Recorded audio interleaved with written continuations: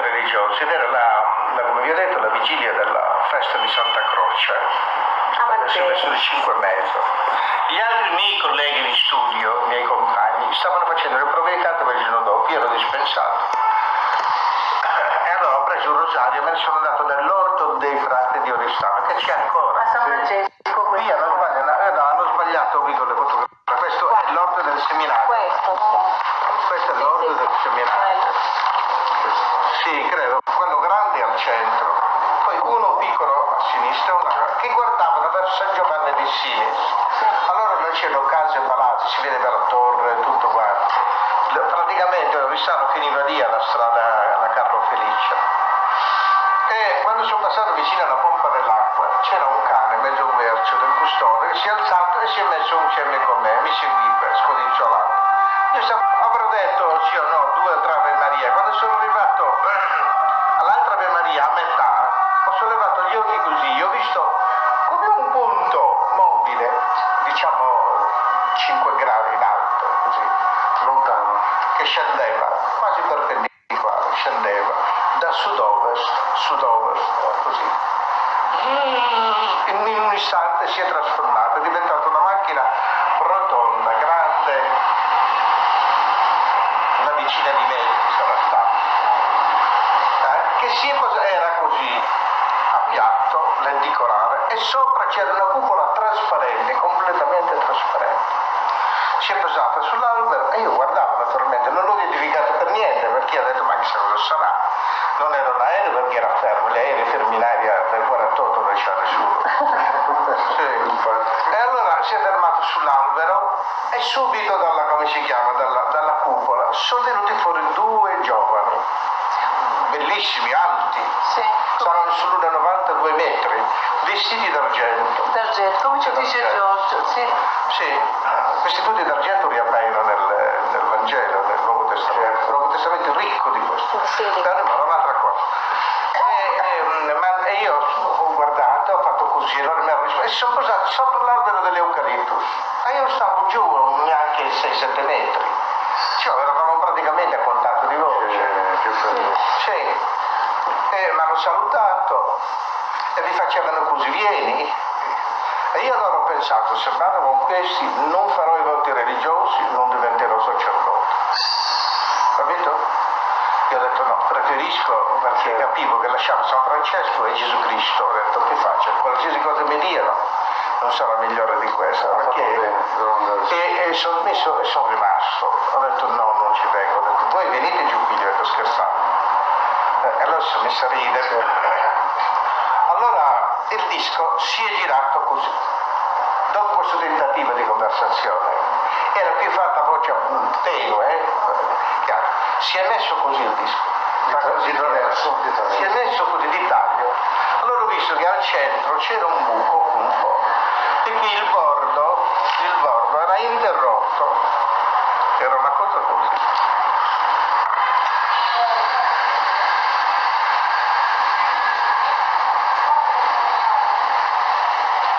Al buco centrale, guarda, ecco com'era. Qui però correva una specie di catena che era condizionata da noduli, qui non c'erano noduli, e correva questa catena tra questi noduli e faceva bram, bram, bram, bram, bram, bram, bram,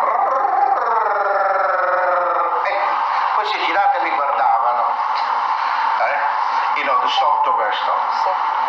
Quando dopo un po' il disco si è rimesso in alto, allora è capitato questo, che dal fondo del disco usciva una luce speciale, qui lo descrivo, una luce che cominciava con l'indaco e il violetto e finiva con l'infrarosso invisibile, c'era appena la cosa, e c'erano dei settori di luce così come delle salsicce, uno quasi aderente all'altro, eccoli, così. Non ne ho contati, ma mi ricordo la sequenza delle luci. Sì. Passava dall'indico al violetto, via, su, fino al rosso, fino all'ultimo. L'ultimo aveva solo il profilo. Quando questo cambiava, ne veniva un altro blu qui questo cambiava, questo cambiava. Sembrava che uno spingesse l'altro. Era un'emissione di qualcosa di energia, adesso lo capisco. Sì, un'energia. Io l'ho fotografato. Sì. Ho pensato, anch'io, c'ho tante teorie, ma motore a ioni, questo, ma di sicuro non possiamo dire niente, possiamo lavorare di fantasia. Come questo che c'erano come si chiama, i super, come li chiamano, i super, la parola, sono stato malato e i punti, c'erano i 3 giapponesi adesso, questi cosi qua, ma che se siano dello stesso tipo. Sono dei congegni elettrici che spingono questa catena così, almeno questo che so. Allora il disco si è alzato, mentre si alzava io non l'ho visto. In quel momento quando il disco si è alzato, io ho chiuso gli occhi, non so se è stato spinto da che cosa, ma doveva essere qualcosa che veniva dal disco, probabilmente questa stessa luce, ho pensato. Il disco si è alzato, allora sono rimasto così, chiuso. E mi sono sentito leggero, mi sembrava di essere un panno appeso al filo della biancheria, faceva così. Si è sentito... Però ci hanno trasportato da qui, dal primo sentiero a sinistra, al terzo sentiero. Io l'ho riconosciuto perché lì c'era una pietra nera alla quale noi ci fermavamo sempre. Sì. Non era più questo posto, era questo. Ha detto ci hanno trasportato a lei. Il mio e il cane. Anche il cane. Tutte e due. Anche il cane. Anche il cane, dunque si è sentito. Allora, stando lì, prima di quello che stando lì, hanno cominciato a frugare con onde elettriche devono essere, perché tagli non ne ho trovato dopo. Sì. All'inizio era come una carezza e poi è diventato sempre più forte, sempre come vorressero afferrarle e portarlo via qualcosa. Io mi sono sentito male, mi faceva dolore e ho gridato e siccome da bravo frato ho invocato la Madonna, ho detto madre mia aiutami. Non voglio. Allora ho sentito una voce di donna. Non penso fosse voce dalla Madonna e non so dove fosse questa donna, ecco uno dei primi incogniti, perché non era nel disco lì, dov'era questa donna? Che diceva, chiaro, bell'italiano, no, lasciatelo, ma poco convinta, lasciatelo, poco convinta. Loro hanno risposto con una voce accelerata, come sono accelerati i nastri di un registratore. Io non mi ho capito niente. E hanno continuato a ferrarmi più forte ancora. Io ho gridato ancora più forte, madre mia, aiutami, non voglio assolutamente. Allora la donna ha detto lasciatelo, basta. Ha fatto il comando, era lei che comandava questa donna qua. Io penso che ci fosse un'altra astronave in alto, con la quale, questa opinione mia, non ho nessuna prova. Lei non ha visto. No. Ho visto solo il disco. E due esseri.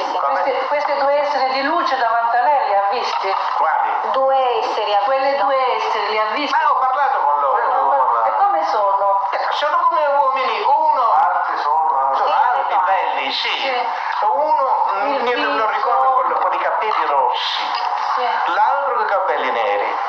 I lineamenti? Sì, perché li vedo di profilo così, li vedo di qua, li vedo davanti. Però il volto vero e proprio non lo ricordo umano, che si muovevano intorno alla cosa, si muovevano. Dentro, ma lei è salito dentro? Fuori, sopra il tetto del coso. Sopra? Sopra il tetto del disco, io dentro non sono entrato, dentro non sono mai entrato. Quando mi invitavano è sul tetto del disco. Allora mi hanno trasportato col cane, aspettate lasciatemi finire che capirete. Dunque, mi hanno trasportato col cane e mentre mi hanno trasportato in questo posto, io ero così e mi facevo queste sfilette a me, cercavo di pigliarmi qui, pigliarmi là, ho sentito la voce della donna, la risposta di questi qui che io non capivo che era troppo accelerato. E finalmente la donna ha detto basta, lasciatelo. Allora mi hanno posato piano a terra, io ho battuto i tacchi su questa pietra nera che io conoscevo molto bene nella passeggiata.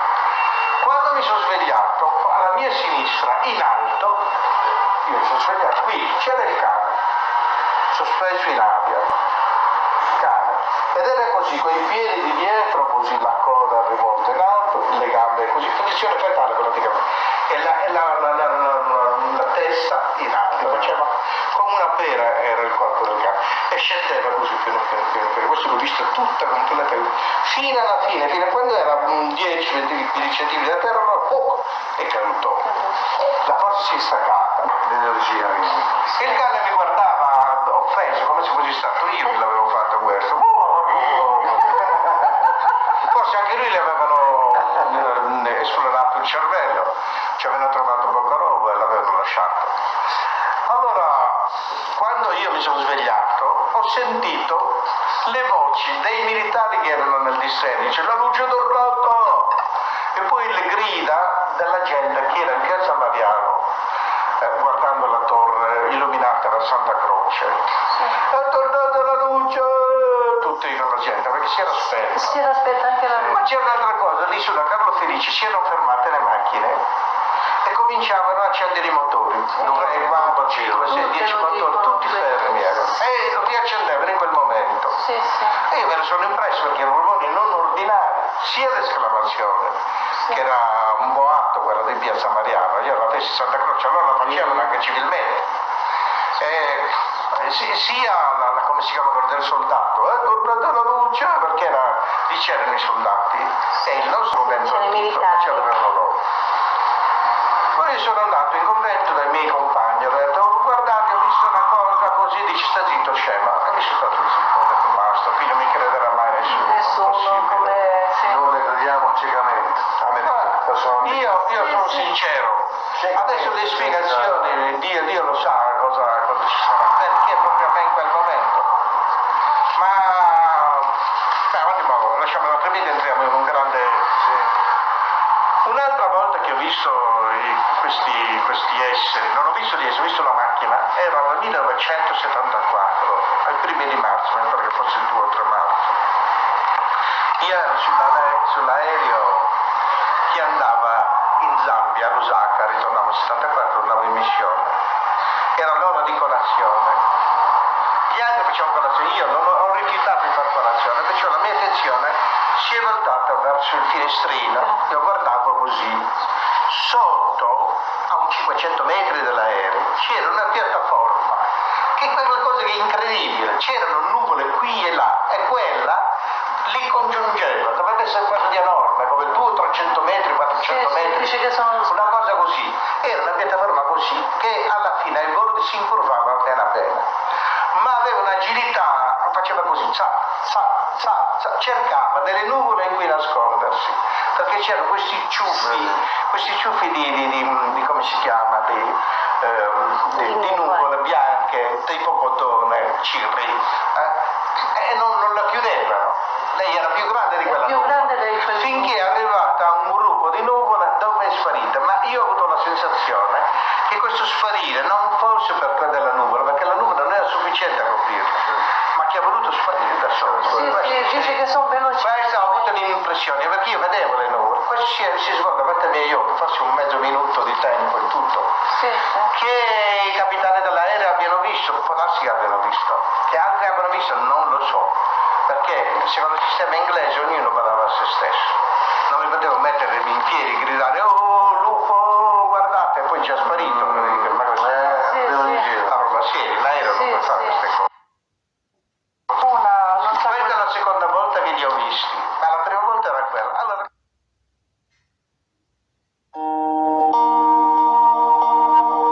quindi hanno parlato alla riunione internazionale di ufologia di questa esperienza, l'hanno ritenuta valida, proprio perché era un'esperienza sommersa. Io invece di parlare del 48 mi hanno fatto parlare del 96, però i dati che hanno trovato, la serietà psicologica eccetera, proprio questo fatto che io non lo volevo sbandierare e ce li ha fatti credere. E poi c'è stata un'appendice su che cosa pensa la Chiesa di queste cose. Io ho dato la mia opinione, ma questa roba lunga. E non ci può dire qualcosa? L'opinione in genere è questa, che l'esperienza degli UFO nella Bibbia inizia con la Bibbia. Cioè al capitolo 13 mi pare, dove Abramo prepara il sacrificio per il Signore, e allora gli viene un grande sonno, e vede, non mentre è addormentato, prima di addormentarsi, vede questo forno fumante con una fiamma di fuoco che passa in mezzo alle offerte. Dante, se avesse visto come si chiama, un disco volante, l'avrebbe descritto così.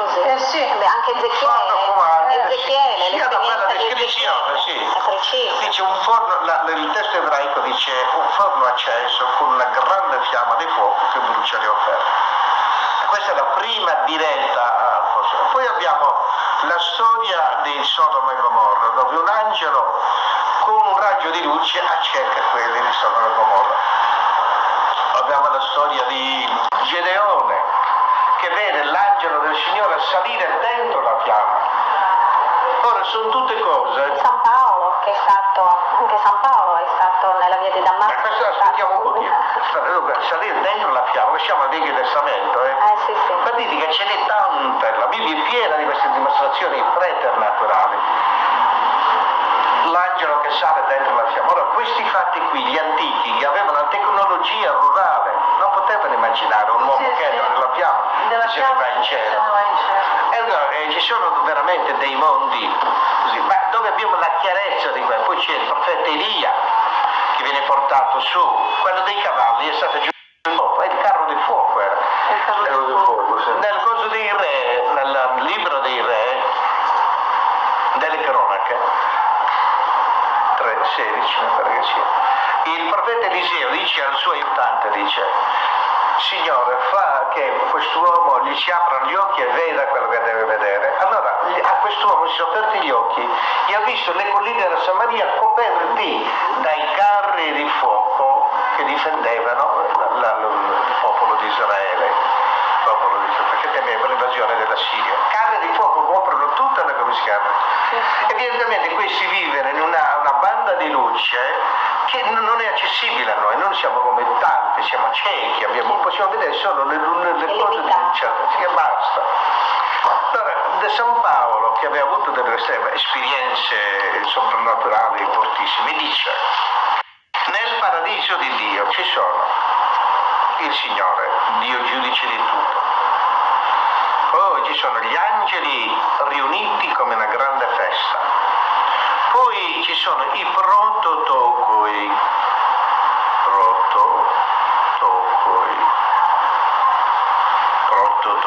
che in greco significa primogeniti. Sì. Però quello che aggiunge lui dice: a pochi gramenio e tois uranois, arruolati nei cieli, non sulla terra. Cioè dai cieli agli altri mondi che sono fuori dalla terra sono stati chiamati alla gloria di Dio. E sono prototipi fatti quando il mondo era ancora giovane. Perché noi abbiamo, la nostra storia comincia 2000 anni fa, alla fine del terziario, siamo una meschinità come storia, noi uomini, siamo una meschinità, noi sono 2 milioni di anni, nulla. Evidentemente se questi sono nati prima, hanno dei corpi elastici fatti di energia o di materia molto elastica. In più nel loro spirito ci deve essere una composizione fisica per cui non è fatta solo dai quark up and down, loro sanno che tutte le cose che sono qui sono fatte di 2 tipi di quark, ci sono 6 tipi di quark, è l'ultima particella della materia, sono di 2 tipi. Ora stanno studiando gli scienziati se è possibile avere degli esseri fatti di 3 tipi di quark, up and down, strange e via dicendo, e poi truth and beauty. Se è possibile avere un diverso tipo di essere, perché ci sono dei vuoti nella gradatoria fisica dell'esistenza degli esseri. Allora, se è possibile, se questi qui hanno lo spirito, l'essere formato di sola energia, possono essere piccoli così. O così, massimo come un football. Questo è uno studio fisico di uno scienziato. E tendono a unirsi con la materia. Ecco l'anima del corpo. E poi li hanno visti durante la guerra, hanno visto esseri di questo tipo così. Sì, perché dicono che vivono aerei e via di seguito. Perciò c'è l'esperienza che non lasciamo a come si chiama, c'è la fisica che ci indica questo, c'è la religione che ci riguardate. Oltre a questi prototocoli ci sono gli spiriti dei giusti resi perfetti, e quelli siamo noi, i giusti resi perfetti per entrare alla gloria di Dio. Perché nella gloria di Dio non può entrare niente di imperfetto, e cioè sono quelli che hanno imparato ad amare come Dio ama. Questi sono quelli che sono nella gloria di Dio. Allora sono gli angeli, i primogeniti, i spiriti dei giusti resi perfetti e Gesù Cristo giudice di tutti.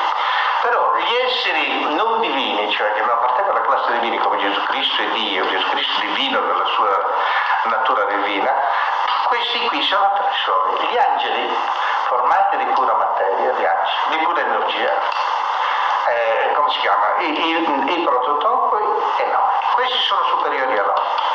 Sì, sì. E se devono essere miliardi di miliardi di primigeniti, quelli, i primigeniti, questo è sì, difficile. i primi creati.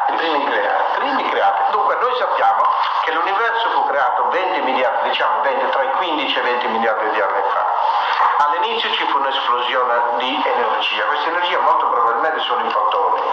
C'è stata un'emissione di fotoni da parte di Dio, enorme, caldissima. Ma man mano che i fotoni decadevano in altre particelle e si raffreddavano, si formavano esseri intelligenti. Dio formava esseri intelligenti. Quelli formati con il primo tipo di energia, la più perfetta, e quelli sono gli angeli superiori, di cui noi sappiamo gli angeli che sono riuniti alla grande festa.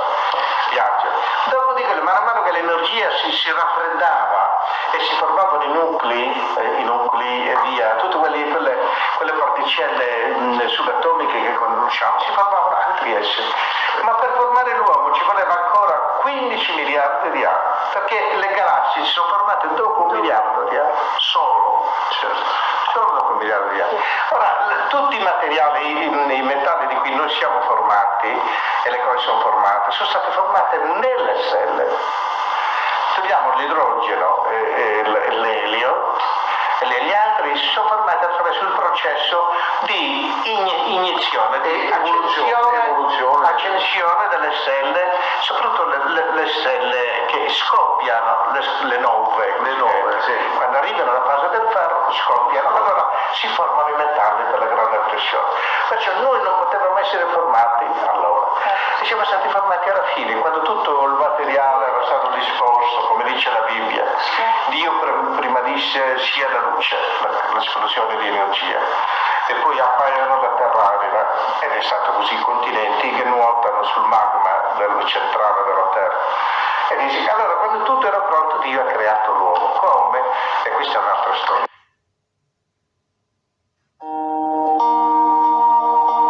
E poi lei non può immaginare perché proprio a lei è capitato.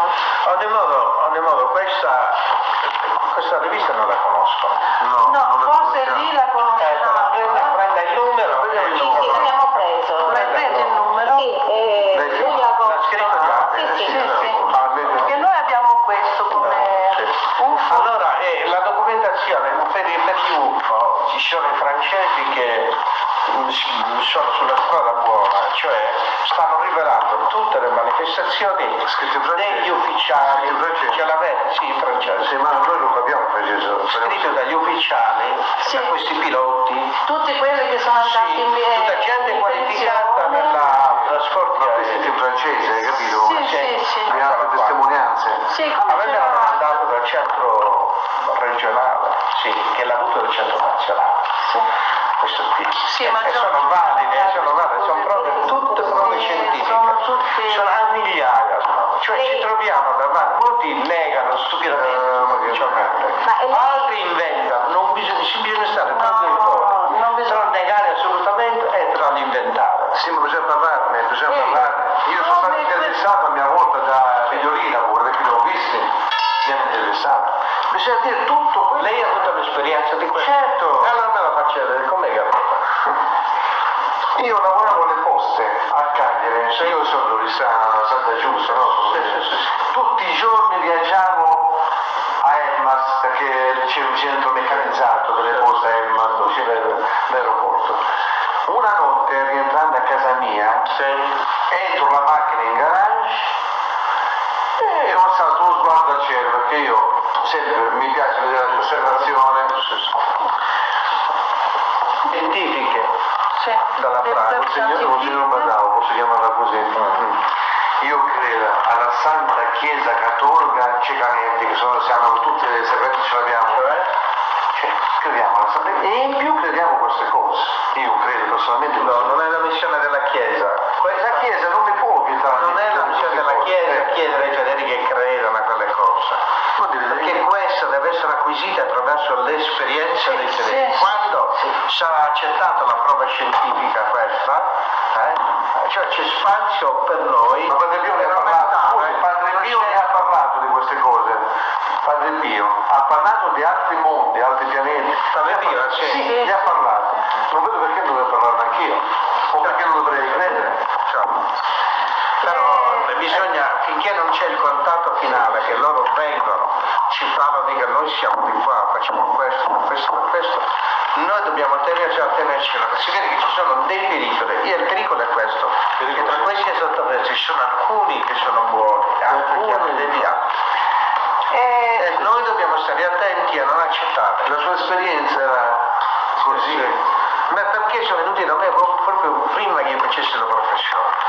Perché viene trattato così come fosse un cane quasi, cui al lobo sinistro Cioè, gli hanno fatto male, scavava, afferrava proprio come una pinza così, cercando di tirare. Ma lei pensa che questi fossero cattivi? Pensa che fossero cattivi questi della prima esperienza? Cioè che volevano allontanarlo dal noviziato?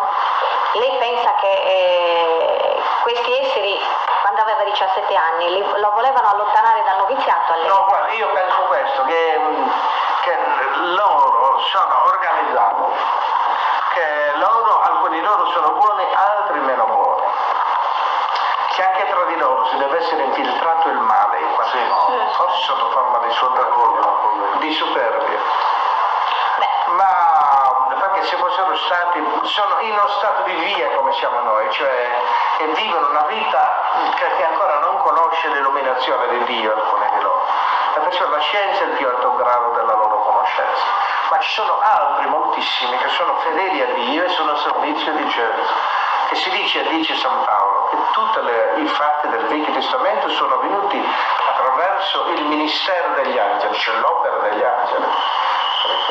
Significa che sono implicati nel mondo. Sono implicati nel mondo. Allora, che atteggiamento dobbiamo tenere? Non rigettare i fatti provati. Accettare i fatti provati come avvenuti, analizzarli, però nell'analizzarli non andare oltre quello che sono i dati.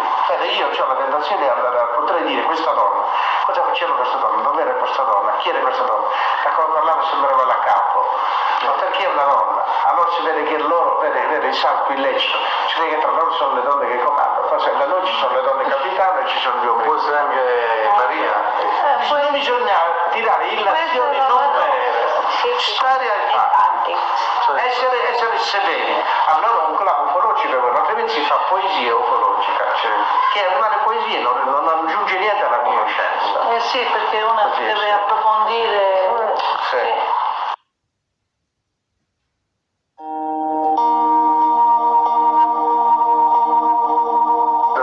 Un'altra storia molto lunga, molto bella. Ogni modo, io racconterei fino io ho avuto un'altra esperienza in Africa, ma è un'esperienza molto brutta, nel senso che poteva essere pericolosa. Non la dico mai, perché ci sono delle implicanze negative. Io ero solo come missione nuova al confine tra il Congo e lo Zambia, e non avevo soldi, ero in miseria, ero lontano dal centro, 100 km in foresta lontano dal centro. E pregavo mentre cercavo di disboscare un po', mettere a posto le prime cose. Dovevo fare la chiesa, avevo fatto i forni per fare i mattoni, i forni cosiddetti. Si fanno i mattoni, poi si mettono buchi e poi si bruciano con la legna. Però non avevo soldi per pagare gli operai per poter costruire la chiesa. E allora una sera mi è venuta l'idea alla mente, dice, il Signore rimprovera coloro che invocano gli Elohim. Elohim, il nome Elohim è un nome a cui si indicano gli angeli o questi esseri soprannaturali nella Bibbia. È un nome che si applica anche a Dio, come un plurale di Eo. E io mi sono ricordato di questo. E ho detto, ma non saranno tutti cattivi questi Elohim, saranno anche buoni. Difatti sono anche buoni. Sono gli Elohim, per esempio, quello che è entrato nella fornace con i fanciulli. E Nabucodonosor dice, com'è che io ho gettato nella fornace 3 uomini, adesso ne vedo 4, e uno di loro col volto di un Elohim, col volto dell'angelo. Cioè gli antichi li conoscevano, Sì. li avevano visti. Avevano contato. Allora mi sono messo a pregare, ho detto venite qua, aiutatemi, datemi una mano, un pochino come fa una persona sola, no? Facciamo la chiesa. E così è passata. Avevo fatto un'immagine della Madonna con la colla e l'avevo messa in casa, con la cresta, l'avevo messa in casa. Un giorno è scoppiato un temporale di quelli che sono lì, spaccano gli alberi, via di seguito. Quando il temporale si è attenuato, io guardavo dalla finestra, io ho visto 2 uomini che giravano, volto africano, guardavano le facce della Madonna lì all'entrata, guardavano qua, e finalmente hanno bussato alla porta. Sono entrati, erano stranissimi perché avevano vestiti che usavano gli africani lì durante la pioggia, cioè un impermeabile e dei calzoni e gli stivali, ma era come se li avessero presi in quel momento dallo scaffale, non avevano una macchia. Ora, se lui era venuto a piedi, dovevano macchiarsi, dovevano sporcare. Loro avevano ancora le pieghe di questi vestiti. Beh, sono entrati dentro, hanno guardato, cioè, poi quando si uscivano, uno di loro, se si dicesse niente, Napelè, Papli, les Elohim, Napelè, non chiamate, non chiami di nuovo gli Elohim. Così ho detto, sì, si è fatto così. Poi vede altre cose che non ho capito, si vede che mi istruiva, che era pericoloso, non so cosa fosse. Capito? Sì, ma fatto in buona fede. Allora io non so come spiegarla questa, non so proprio come spiegarla, è una cosa terribile, perché si vede che la mente umana è capace di mettersi in contatto con questi esseri, però c'è un grandissimo rischio, perché loro rispondono all'appello senza specificare, se non risponde di buono rispondono i cattivi. Ci sono gli Elohim buoni e gli Elohim cattivi. Io avevo l'impressione che quei 2 che sono venuti là fossero cattivi. Cattive? Cattivi oppure qualcuno che vuole ammonire ma nel bene? Non so che dirlo, guardi, non erano certo venuti a pigliare un tè. Io gliel'ho offerto il tè, ho detto voglio un tazzo di tè, no? Sì. Parlavano francese, sì. Però, I primi che hai incontrato? si spacciavano per zairiani del Congo, che lì parlano francese, sì. E non so che cosa sia, e anche lì ci vorrebbe l'ipnosi per sapere veramente che cosa lui ha detto o la parte che mi sono sfuggite. Sicuramente sono registrate da qualche parte. La mente dell'uomo è un registratore. Molta di questa roba non passa alla coscienza, all'autocoscienza, rimane così che come registrata. Non so, come lei nel computer c'ha parecchia roba, però alcune cose sa che sono di altre, non lo sa, non se lo ricorda.